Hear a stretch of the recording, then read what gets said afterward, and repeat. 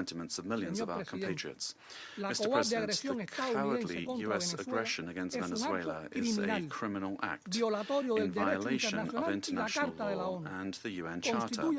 It constitutes a dangerous escalation of the sustained war campaign waged for years by the United States against that sister nation, which intensified since September 2025 with the aggressive naval deployment in the Caribbean Sea under mendacious pretexts and unfounded accusations without any evidence whatsoever. The US military attack against Venezuela has no justification whatsoever. It does not respond to any provocation, nor does it possess legitimacy. It is based on the aberrant doctrine of peace through force and undermines the stability and peace that have characterized our Latin American and Caribbean region for years. It seeks to promote a change in the constitutional order of the Bolivarian Republic of Venezuela, freely chosen by its people. Its ultimate objective is not the false narrative of combating drug trafficking, but control over Venezuela's land and natural resources, as has been openly and shamelessly declared by President Trump and his Secretary of State. This is an imperialist and fascist aggression with objectives of domination that seeks to revive the U.S. hegemonic ambitions over our America, anchored in the outdated Monroe Doctrine. It also seeks to intimidate and subjugate the governments of Latin America and the Caribbean. Cuba calls for an urgent reaction from the international community against this criminal attack on Venezuela, a peaceful nation that does not attack the United States or any other country. We call on all governments, parliaments, social movements, and peoples of the world to condemn the U.S. military aggression against Venezuela and to confront this act of state terrorism that threatens international peace and security and seeks to impose a new doctrine of U.S. imperialist domination in Latin America and the Caribbean and in the world. Mr. President, the recent statements about imperialist plans to steer Venezuela toward a supposed safe, appropriate and prudent transition are totally unacceptable. In the U.S. vision of domination, this means imposing a puppet government functional to its predatory goals, particularly unrestricted access to and plundering of natural resources that, by right, belong to the Venezuelan people. Determining the destiny of Venezuela is an exclusive right of its people without external interference. If the U.S. government, lacking any moral authority whatsoever, truly cared about the peace, freedom and justice of Venezuelan men and women, it would not have bombed that territory with absolute disregard for the lives, sovereignty and territorial integrity of that nation. I conclude by reaffirming our unwavering adherence to the proclamation of Latin America and the Caribbean as a zone of peace, and by calling for action with the firmness and determination that current circumstances demand, always in defense of international law and of a future of peace for all the peoples of our America and of the world. Thank you. I thank the representative of Cuba for the statement and now give the floor to the representative of Nicaragua. Muchas gracias, señor presidente. Thank you very much, Mr. President. Latin America and the Caribbean is a zone of peace, declared by the Community of Latin American and Caribbean States, CELAC, on behalf of all of the peoples and governments of our region. This zone of peace must be fully respected by all governments of the world without exception, and in particular by the members of this Security Council responsible for international peace and security. This decision, these desires and aspirations of our peoples are a noble contribution to world peace, to international law and to the United Nations Charter. Señor Presidente, Nicaragua respalda lo expresado por la presidencia interina de Venezuela, Delcy Rodríguez, que pide la liberación inmediata del presidente constitucional y legítimo de Venezuela, Nicolás Maduro Moro, y la primera combatiente de la patria, Cilia Flores.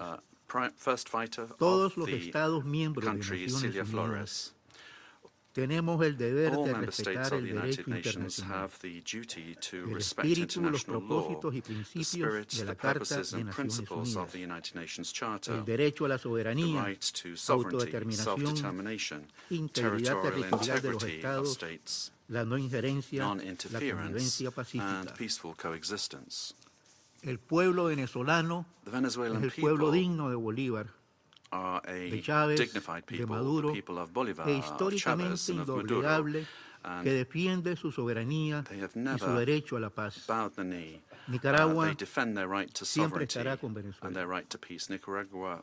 La paz ha sido profundamente herida y la familia humana, la comunidad de naciones, los pueblos del mundo, urgimos que se reinstale como absoluto reflejo de la dignidad de todos los pueblos.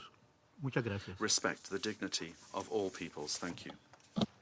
I thank the representative of Nicaragua for the statement, and now give the floor to the representative of Trinidad and Tobago. Thank you, Mr. President. The delegation of Trinidad and Tobago thanks the Security Council for convening this urgent meeting following the recent developments in the Bolivarian Republic of Venezuela.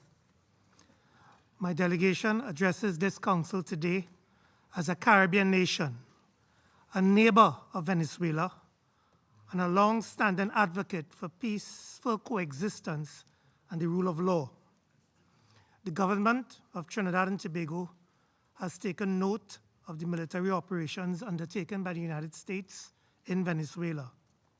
We remain committed to cooperative efforts led by the United States to disrupt and dismantle networks that enable transnational crime across the Americas, whose activities have had debilitating effects on the security and stability of the region. Trinidad and Tobago remains steadfast in its support of the United States of America's initiatives that strengthen regional security, reinforce the rule of law, and safeguard the well-being of our societies, the Americas. The government of Trinidad and Tobago, while valuing its long-standing and robust partnership with the United States, remains equally committed to maintaining a constructive and respectful relationship with the Bolivarian Republic of Venezuela, and continues to uphold peaceful relations with the people of Venezuela.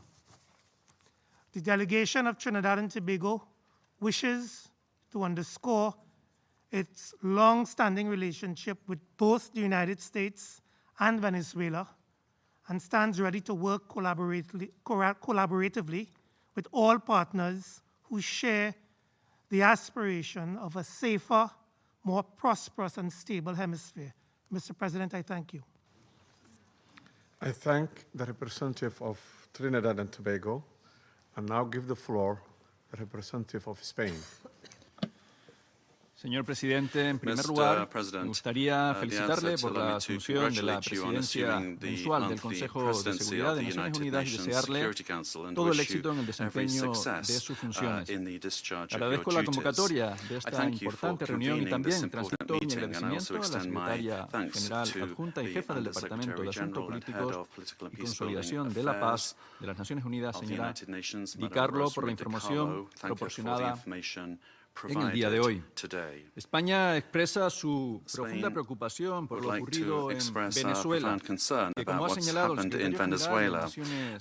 Secretary General of the United Nations has noted, it constitutes a very worrying precedent with implications for the region and for the world. Respect for the principles of the Charter of the United Nations, particularly the sovereignty and territorial integrity of states and the prohibition of the use or the threat of use of force, is indispensable to ensure international coexistence.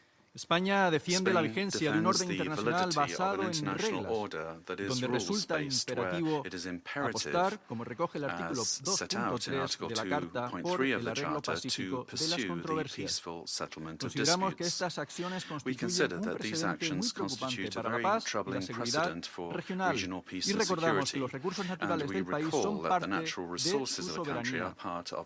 Compartimos que la lucha contra el crimen organizado en la región es una prioridad, Pero priority, esa lucha but solo puede that fight hacerse can mediante la only be cooperación waged through internacional. international cooperation. Compartimos también que es We prioritario also share defender the los view derechos that humanos it is y a las libertades priority públicas to en Venezuela. defend human rights and España quiere fundamental trabajar freedoms por la in paz, la Venezuela. estabilidad, la Spain democracia, seeks el to work for progreso, peace, stability, y democracy, la progress justicia and social social. Y eso no justice, puede venir and impuesto that por la cannot fuerza. be imposed by Eso force. solo puede venir a It través can de un only diálogo come extenso through entre broad venezolanos, dialogue among con una Venezuelans, solución leading venezolana to a pacífica y peaceful and democrática, democratic que sea la Venezuelan voz del pueblo solution. venezolano It la must que be the marque el voice of the destino Venezuelan de people that Venezuela. determines the destiny of España no Venezuela. reconoció el resultado de las Spain últimas did not elecciones celebradas recognize en the Venezuela results en of the julio most de recent elections 2024 held in y ha Venezuela sido in July contundente su condena de cualquier 2024 violación y and has been amenaza a los derechos unequivocal in humanos. condemning any Ha violations dado and threats to protección a human aquellos líderes rights. opositores We que have han sido provided perseguidos protection y ha to mostrado opposition un firme leaders who have rechazo been a cualquier persecuted conducta and have expressed antidemocrática y firm abuso rejection contra la of any ciudadanía. undemocratic conduct Pero esta and condena abuses solo against puede the ejercerse desde citizenry. el respeto But a la such legalidad condemnation can only be internacional. exercised with full respect for España international law. trabajará por unir a los Spain venezolanos will work to unite y venezolanas Venezuelans,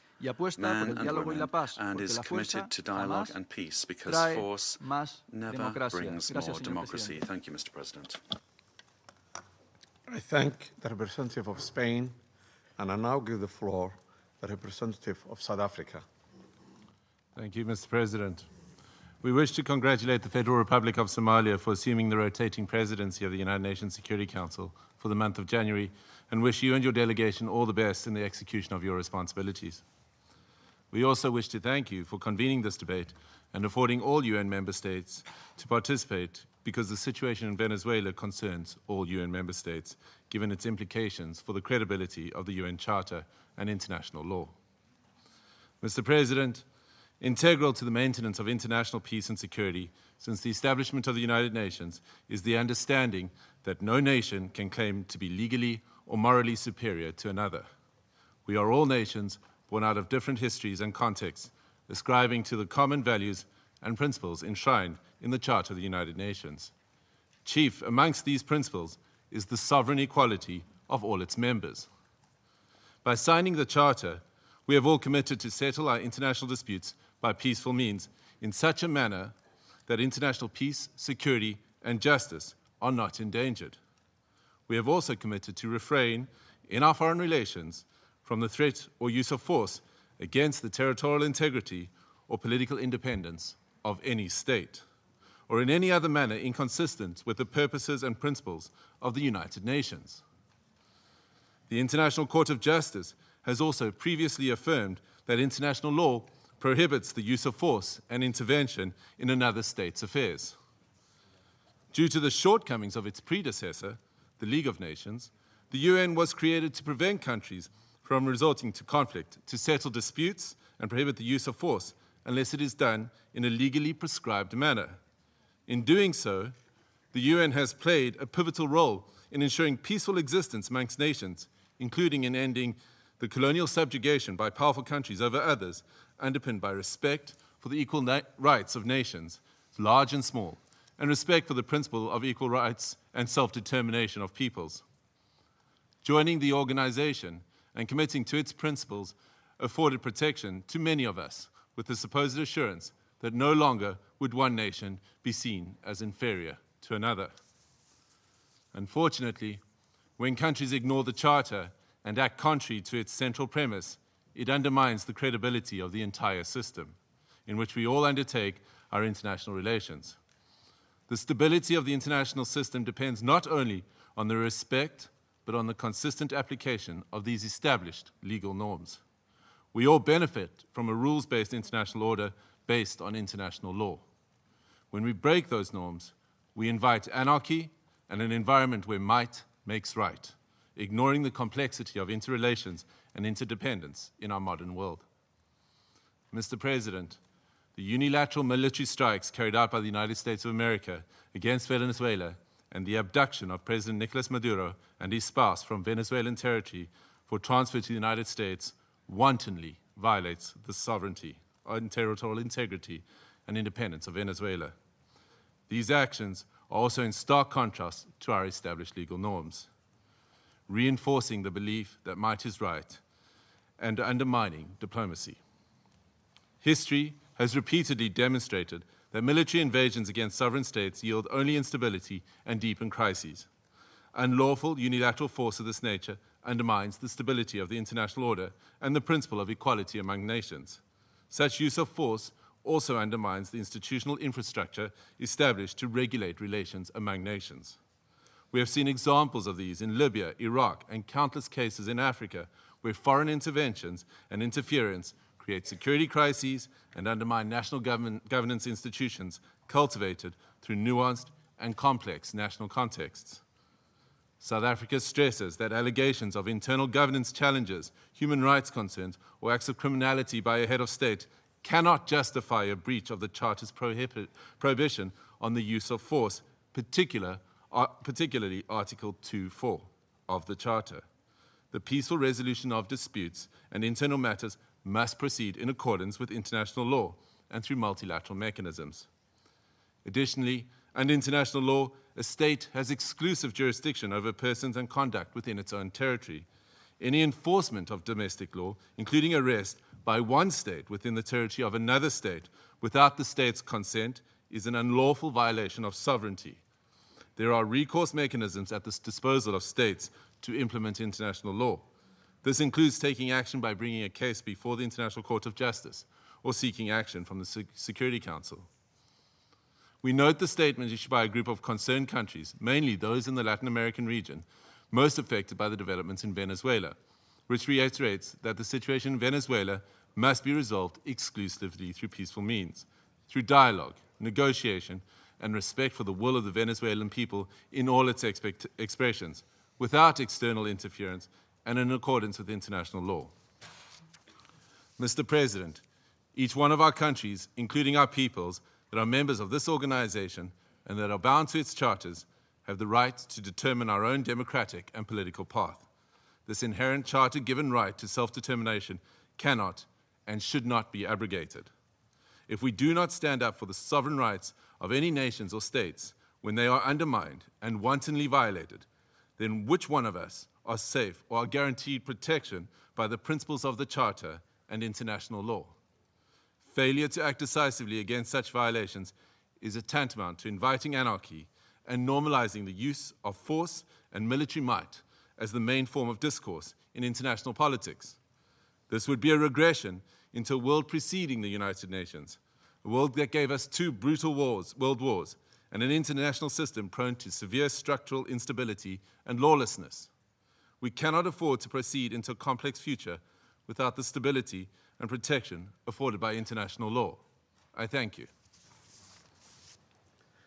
I thank the representative of South Africa for his statement, and I now give the floor to the representative of Eritrea. Thank you, Mr. President. Allow me at the onset to congratulate Your Excellency and the government of the Federal Republic of Somalia on assuming the presidency of the Security Council for the month of January. We also extend our congratulations to Bahrain, Colombia, the Democratic Republic of Congo, Liberia, and Latvia on their election to the Security Council. As this is the first Security Council meeting of the year, allow me to pay tribute to the outgoing members, Algeria, Guyana, the Republic of Korea, Sierra Leone, and Slovenia, for their dedicated service and diligent work throughout the tenure of the Council. I read this statement on behalf of the Group of Friends in Defense of the United Nations Charter. The Group of Friends in Defense of the Charter of the United Nations condemns the most unequivocal and categoric manner the act of aggression perpetrated on 3rd January 2026 against the Bolivarian Republic of Venezuela by special forces of the United States of America, which included armed attacks against civilian and military objects in the capital city of Caracas, as well as in various other cities of the Venezuelan territory, and the illegal abduction of the President and First Lady of the Bolivarian Republic of Venezuela, His Excellency Mr. Nicolas Maduro Moros, and Her Excellency Mrs. Celia Flores de Maduro.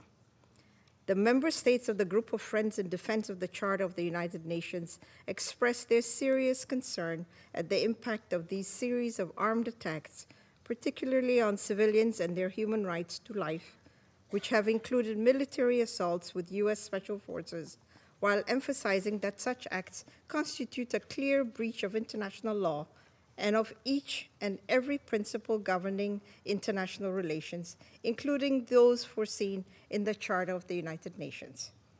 The Group of Friends of the Charter of the United Nations reiterates its firm support to the constitutional government of the Bolivarian Republic of Venezuela under the leadership of President Nicolas Maduro Moros, and emphasize the importance of ensuring strict respect for the inviolability of the immunities accorded to heads of states and government under international law, while renewing its unwavering solidarity with the Venezuelan people in their ongoing struggle for defending their homeland, including through the actions it may take within the framework of international law to exercise its inalienable right to self-defense. The member states of the Group of Friends in Defense of the Charter of the United Nations demand for the immediate cessation of all hostilities against the Bolivarian Republic of Venezuela, for the full respect for the sovereignty, territorial integrity, political independence, and inalienable right to self-determination of the Bolivarian Republic of Venezuela, for the immediate return of President Nicolas Maduro and First Lady Celia Flores de Maduro to the Venezuelan national territory, and for those responsible for these acts of aggression to be held accountable.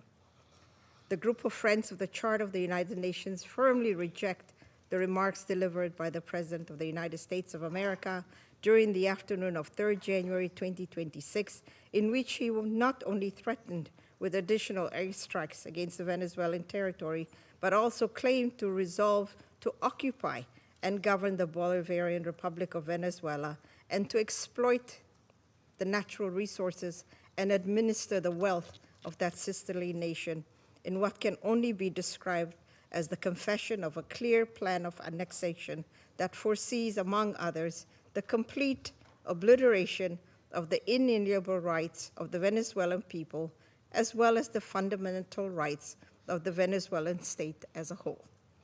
The member states of the Group of Friends of the Defense of the Charter of the United Nations call on all relevant international bodies, including the Security Council and the General Assembly of the United Nations, to swiftly mobilize in order to uphold the purposes and principles enshrined in the Charter of the United Nations, and to urgently take appropriate measures to avoid further escalation of the situation on the ground, particularly additional acts of aggression against the sovereignty and territorial integrity of the Bolivarian Republic of Venezuela, and preserve both regional and international peace and security. I thank you. I thank the representative of Eritrea for her statement, and I now give the floor to the representative of Islamic Republic of Iran. Thank you. In the name of God, the Compassionate and Merciful, thank you, Mr. President, for convening this emergency and important meeting. We acknowledge the presence of the Undersecretary General Misticolo at this meeting and extend our appreciation to Professor Jeffrey Sachs for his informative and insightful briefing. At the outset, I would like to extend my warm congratulations to Somalia on its assumption of the presidency of the Security Council for this month. I also wish to warmly congratulate the newly elected members of the Council, Bahrain, Colombia, Republic of Congo, Latvia, and Liberia on their election. Mr. President, the Islamic Republic of Iran would like to associate itself with the statement delivered by Eritrea on behalf of the Group of Friends in Defense of the Charter of the United Nations, and wishes to make the following remarks in its national capacity. First, the Islamic Republic of Iran condemns in the strongest possible terms the military attack carried out by the United States of America against the Bolivarian Republic of Venezuela. This illegal act constitutes a state terrorism, a manifest violation of Charter of the United Nations, particularly Article 2, Section 4 and Section 7, and preemptory norms of the international law, and amounts to an internationally wrongful act and a full-fledged act of aggression. Such military aggression against an independent member state of the United Nations establishes a serious breach of regional and international peace and security, with far-reaching consequences for the international system as a whole. Second, The abduction of democratically elected president and the First Lady of the Bolivarian Republic of Venezuela by the United States constitute a flagrant violation of customary international law, including the principles of the inviolability of the immunities accorded to the heads of a state and government under international law, and represent a grave assault on the sovereign equality of states. The Islamic Republic of Iran recalls Venezuela's inherent right to self-defense and underscores the legal responsibility of the United Nations, in particular the Security Council, to take immediate measures to halt this unlawful aggression and to ensure accountability for all those responsible. Iran also affirms its full support for the people and legitimates the elected government of the Bolivarian Republic of Venezuela. Third, the United States is openly seeking to substitute its domestic law for international law and the Charter of the United Nations. This represents a serious warning to the international community and to all member states.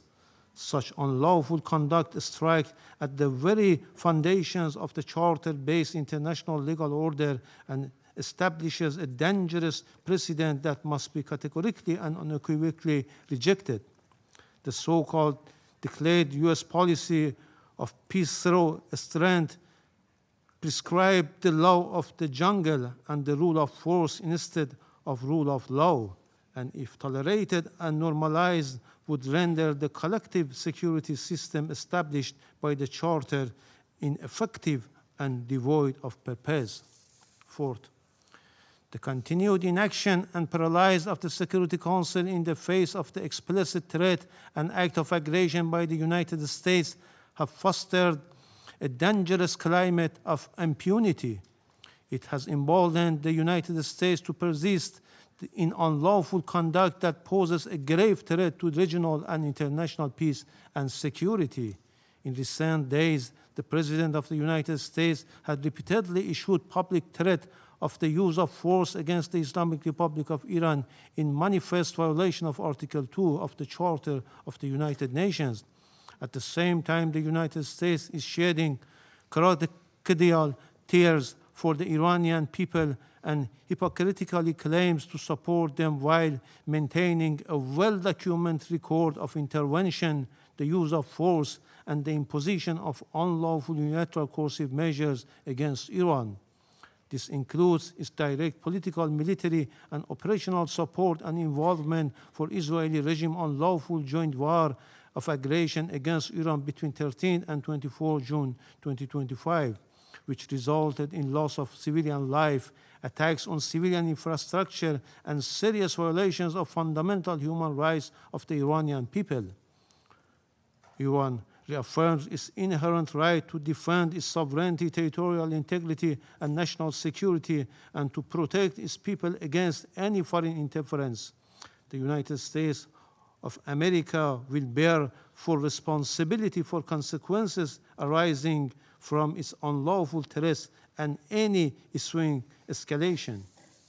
Finally, we unequivocally reject the baseless allegation and unwarranted reference made to Iran by the representative of the United States at this meeting. The facts on the ground are clear, speak loudly for themselves, and cannot be concealed by political rhetoric or manufactured narrative. I thank you. I thank the representative of Islamic Republic of Iran and now give the floor to the representative of Uganda. Thank you, Mr. President. I have the honor to deliver this statement on behalf of the Non-Aligned Movement, NAM, representing 121 member states united by the shared principle of respect for the sovereignty and territorial integrity of all nations.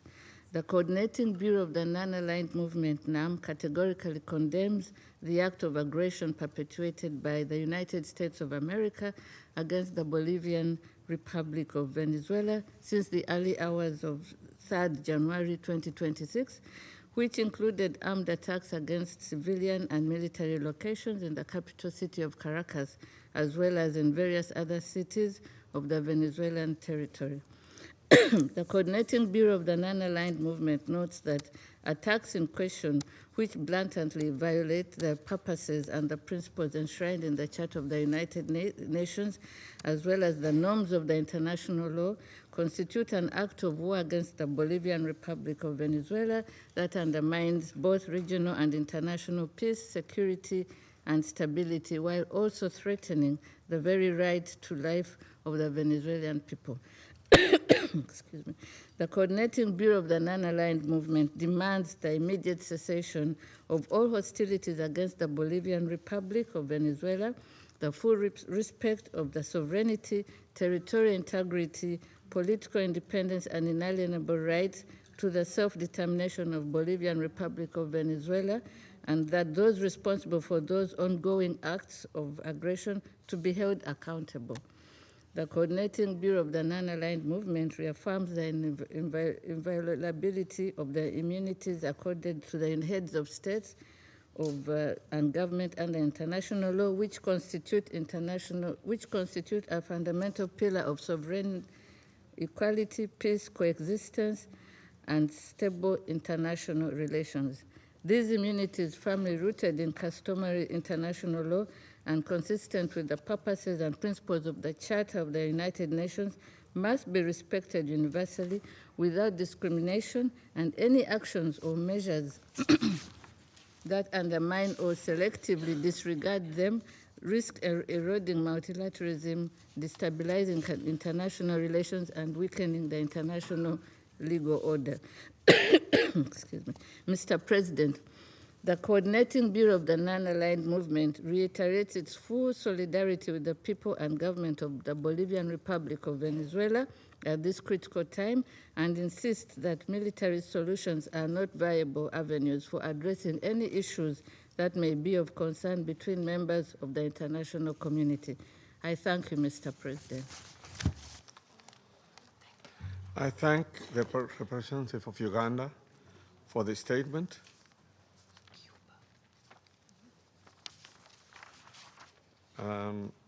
I now give the floor to the representative of Cuba, who has asked for the floor to make a further statement.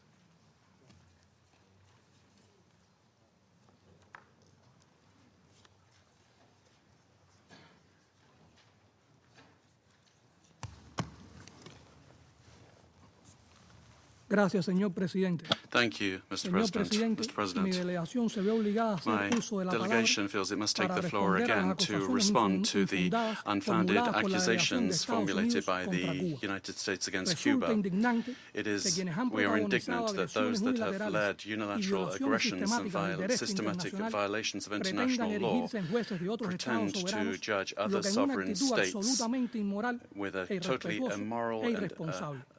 irresponsible Rechazamos attitude lacking categóricamente respect. We las calumnias de que fundamentally Cuba reject tiene the presencia de accusations that inteligencia en Cuba Venezuela. has intelligence Tales assets in afirmaciones Venezuela. carecen de toda These base kinds of fáctica statements y lack any constituyen un factual intento base and evidente are a de clear desviar la atención de la attempt to conducta agresiva y criminal de Estados take the Unidos eyes of the world en la off the región. criminal acts of the Cuba United States respeta in the region. estrictamente la Cuba soberanía, la strictly respects independencia the y el sovereignty, derecho inalienable independence, del pueblo and venezolano a inalienable decidir right of the su propio Venezuelan destino, people to tal como decide their own establece destiny, la Carta de las as Naciones Unidas. established by the United La Nations cooperación entre Charter. ambos países en Cooperation múltiples between esferas, both countries incluida la militar, is in multiple tiene spheres, bases legítimas has y se basa en legitimate acuerdos bases bilaterales and is suscritos based on soberanamente por bilateral ambas partes. agreements signed Como ha by sido both declarado por parties, el as has gobierno been revolucionario, declared by the los revolutionary 32 government, the combatientes caídos o víctimas 32 en un acto criminal de agresión combatants y that terrorismo de Estado fell in terrorist perpetrado por Estados acts Unidos perpetrated by the cumplían United misiones en States were representación de las Fuerzas in Armadas missions Revolucionarias y el of the Ministerio del revolutionary Interior forces a los solicitud de órganos heredos de Venezuela. at the Estos request of patriotas supieron poner Venezuela. en alto, Those con la patriots actuación heroica, el sentir were solidario heroic in de their millones action, de showing cubanos. solidarity Esta with delegación millions of intenta Cubans. irrespetuosamente These tildar a accusations Cuba de intervención en attempt to Venezuela, lo cual rechazamos suggest that Cuba categóricamente. is involved in this way in Venezuela. We categorically reject that. Thank you. I thank the representative of Cuba for the statement. There is no more names inscribed on the list of speakers. The meeting is adjourned.